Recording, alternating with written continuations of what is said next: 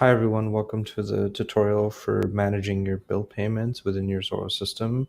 In this quick little guide, we'll show you a quick walkthrough of the bill payment center, how to print and email bills, and the different views that you have.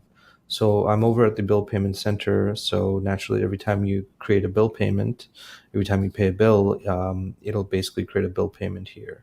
So you can see here this center has many of the other options like the other centers. If I click on search by, right now it's actually each row represents a bill payment that's been created. But if I open a bill payment, you can actually see that some bill payments can actually pay off multiple bills. So if I actually want to show all these rows for all the bill payments, in that case, I'll just go bill payment detail here. So you can see now each row represents an amount that was paid toward a bill. But you can see these two here, this actually belongs to one bill payment. So if I go back to the regular view, I can see all the bill payments. And of course, you have your normal columns that you can enable or disable, do advanced searching.